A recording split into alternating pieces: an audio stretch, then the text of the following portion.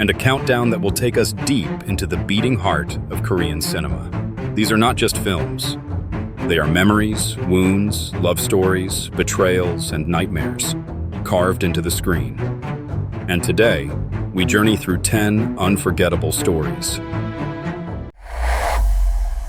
Officer Black Belt. Picture a man delivering food on his motorbike through neon-lit streets.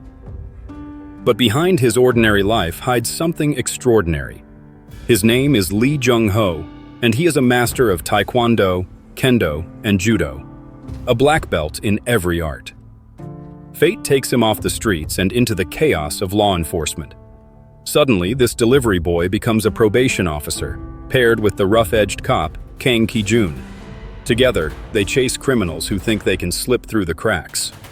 Kim Woo-bin brings Lee Jung-ho to life with charm and grit. Every punch feels real. Every kick is earned. It's not just choreography, it's a man who's lived this strength. Officer Black Belt isn't groundbreaking, but it's the kind of story that makes you smile, cheer, and root for justice. Master. Now imagine the glittering towers of Seoul. Behind the glass and steel hides one of Korea's largest pyramid schemes. At its center, Jin, played by the legendary Lee Byung-hun. A villain so magnetic, you hate him, yet you can't look away. On the other side stands Gang Dong-won, a detective burning with obsession.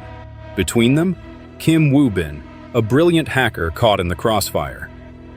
What follows is a dangerous dance of deception, where loyalty bends and betrayal is only a heartbeat away.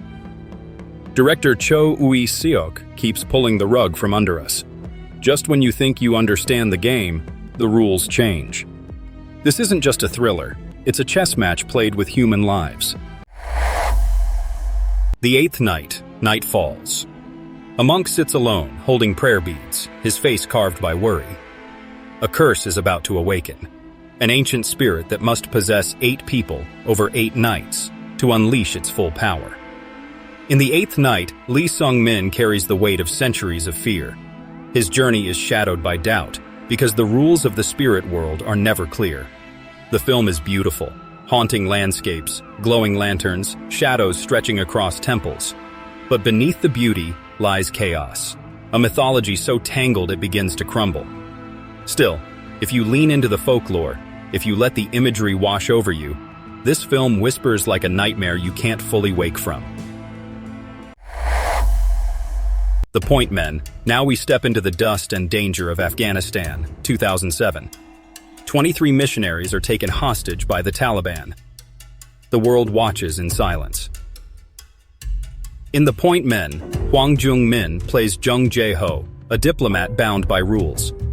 Beside him stands Hyun Bin as Park Dae-sik, an NIS agent who knows the land, the culture, the danger. Together, they face impossible choices: negotiate, deceive, or sacrifice. This is not a film of explosions or endless gunfire. It is a film of silence, of stares across tables, of words that may save lives, or end them. The tension doesn't come from bullets. It comes from the ticking clock of human desperation. Uprising.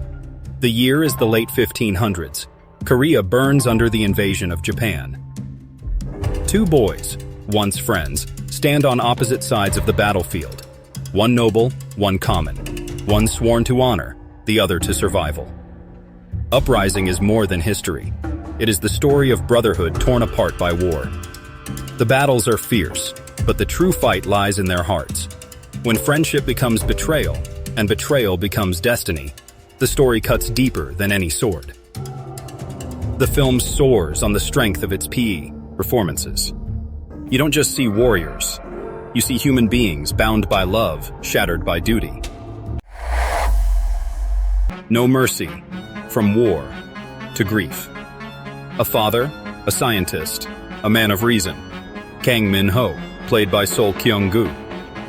His world collapses when his daughter is stolen by a vengeful killer. The only way to save her, to solve a brutal murder that hides unspeakable secrets. No Mercy is relentless. Every step forward is drenched in blood and sorrow. There is no hope here, no redemption, only pain, and the choices grief forces us to make.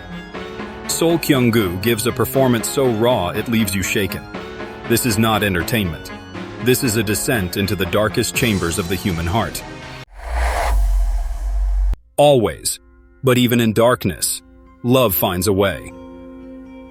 Always tells the story of Cheol Min, a broken boxer turned parking lot attendant, played by So Ji-sub. His path crosses with Jung Hwa, a blind telemarketer whose spirit shines brighter than sight. They are two damaged souls, colliding by chance, holding on as the world tries to tear them apart. Their love is fragile, tested by Cheol Min's violent past and Jung Hwa's desperate hope for surgery. This is not just romance. It is healing, sacrifice, and the quiet strength of choosing love again and again, even when the world tells you it will end in tragedy. Few films will break your heart as gently and as beautifully as Always. Burning, then comes the fire. A young man named Jong-soo drifts through life, uncertain, unseen. Then he meets Hae-mi, a childhood neighbor. She is wild, free, full of dreams. But soon, she brings home Ben, played with eerie charm by Steven Yeun. Wealthy, smiling, mysterious. Something is wrong. Beneath Ben's calm exterior lies something that makes your skin crawl. He has a secret, a dark obsession, and Jong-soo finds himself drawn into a mystery that may consume him. Burning, from Lee Chang-dong, is a masterpiece of slow, suffocating tension. It is not about answers. It is about questions that eat at you long after the credits roll. New World. Now, imagine you've lived a lie for years. You are Ja-sung, a cop deep undercover inside Korea's most dangerous crime syndicate, Gold Moon. You've earned their trust, you've worn their scars, and then the boss dies. Chaos erupts, a power struggle begins. Do you stay loyal to the police who sent you here, or to the family that would kill for you? New World is a storm of loyalty, betrayal, and blood. Lee Jung-jae delivers a performance that defines his career. Choi Min-sik is magnetic as the cold, calculating police chief. And Hwang Jung-min brings dark humor and menace as the wild gangster Jung Chung. This is the Korean Godfather. Slow, deliberate, and then sudden bursts of violence that leave you breathless.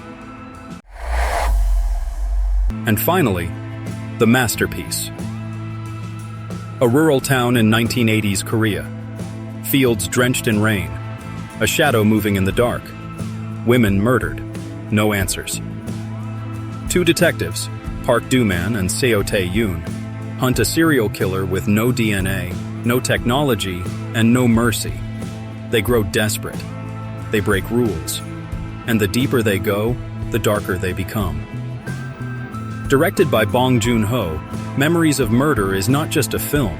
It is a wound in the history of Korea. It blends horror with humor, despair with obsession. It makes you laugh one moment and shatter in silence the next. And when the credits roll, you don't leave the story behind. It stays with you, whispering in the rain. These are not just movies. They are confessions, scars, flames, and memories that shape the soul of Korean cinema.